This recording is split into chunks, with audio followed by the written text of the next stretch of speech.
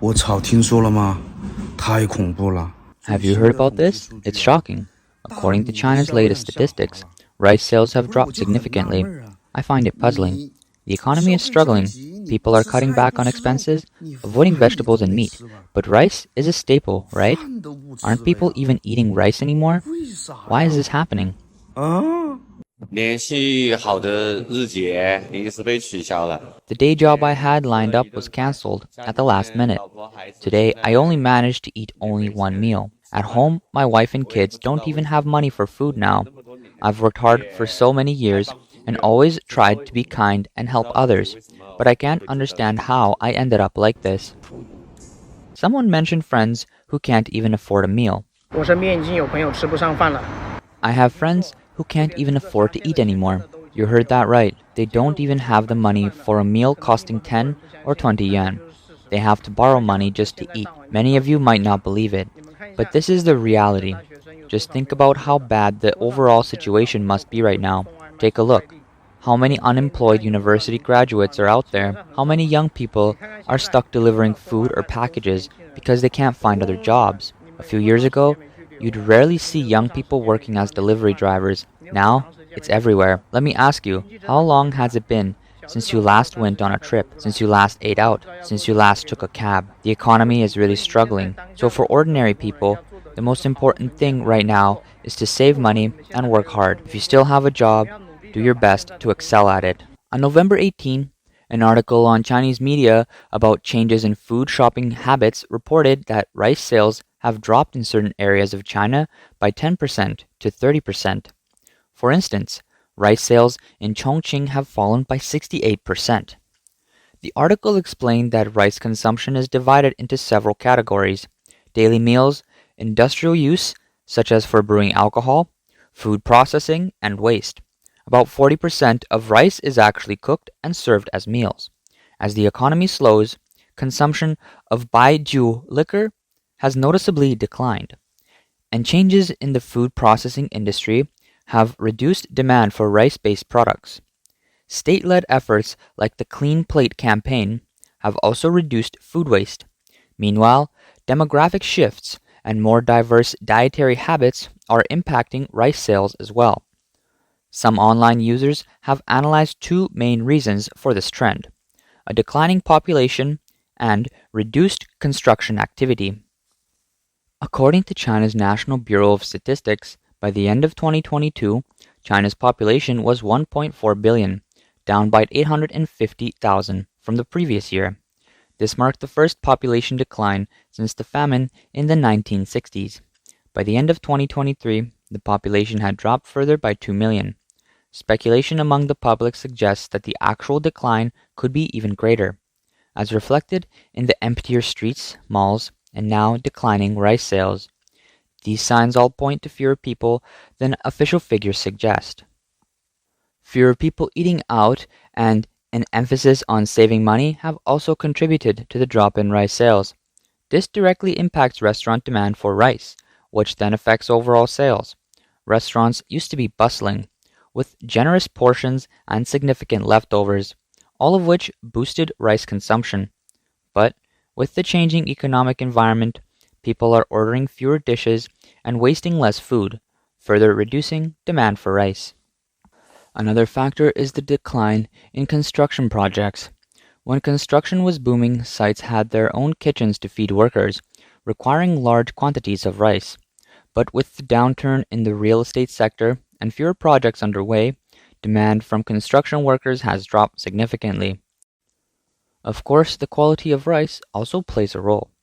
Reports have highlighted issues such as cadmium-contaminated rice, rice with additives, and polished rice, all of which undermine consumer trust.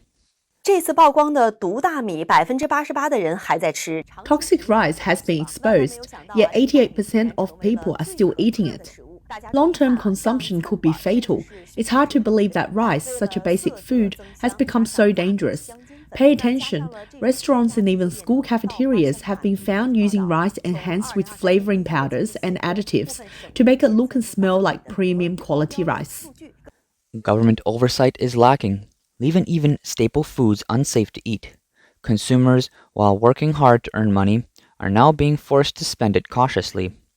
Additionally, some economic analysts believe that the drop in rice prices is a sign of deepening deflation in China's economy. He said,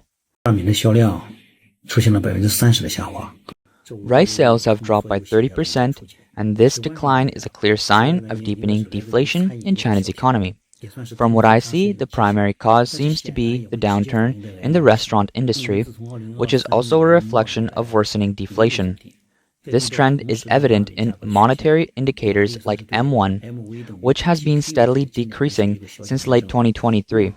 When compared with the price trends for rice during the same period, it aligns perfectly with the classic equation MV equals PQ, where M is the money supply, V is the velocity of money, P is the price of goods and services, and Q is their quality. M2, the broad money supply, has been increasing massively, but M1, money in active circulation, has been dropping. The economy isn't as dynamic as it should be, and prices of goods and services are falling, especially in smaller cities. Fewer people are buying things, so there's less need for workers. These four factors, money supply, velocity, prices, and demand, are all declining. You can see a similar pattern in the US economy during its major crisis since the Great Depression. Each time, M2 would skyrocket while M1 fell.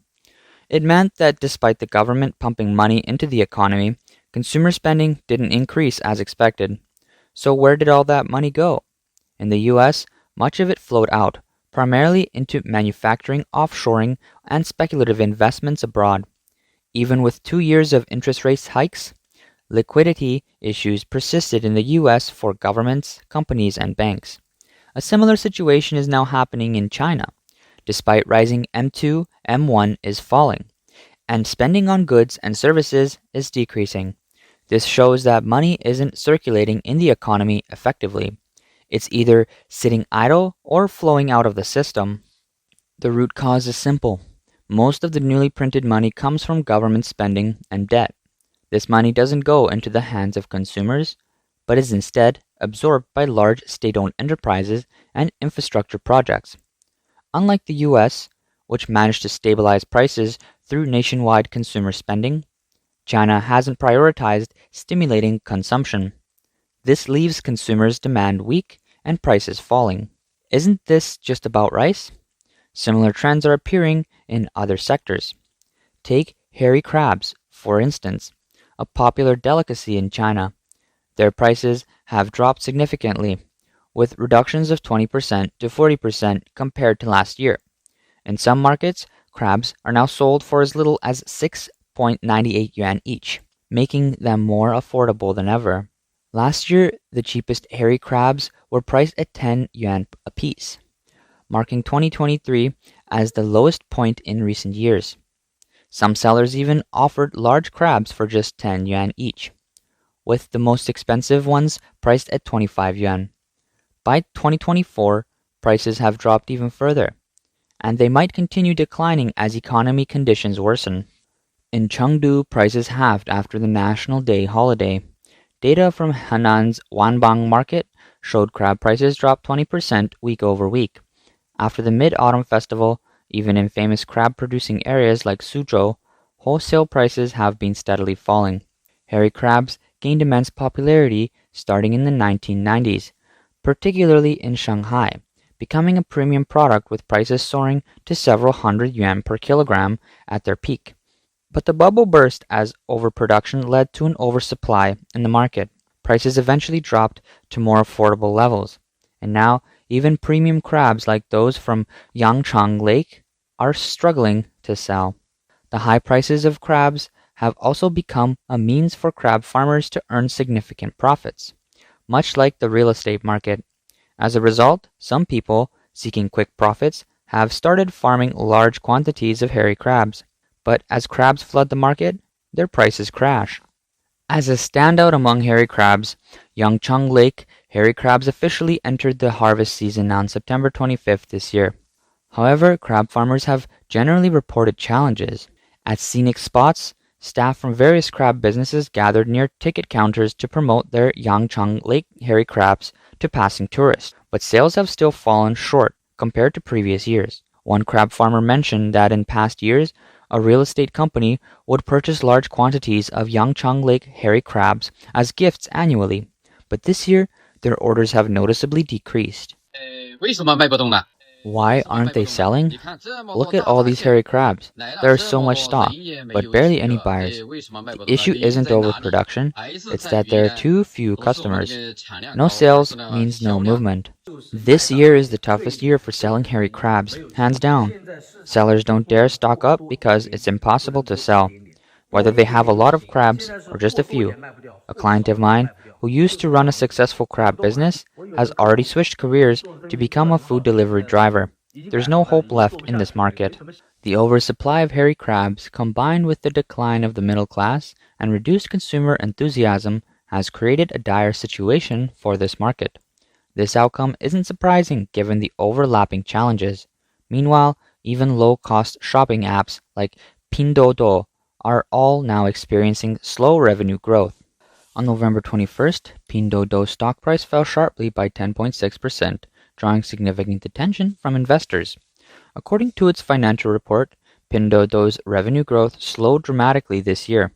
In the first quarter, revenue increased by 131%, but by the second quarter, growth had dropped to 85.65%, a nearly 64% decrease.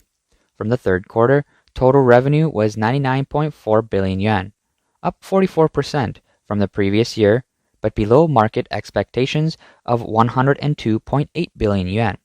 Compared to the second quarter, the growth rate fell by nearly 41%.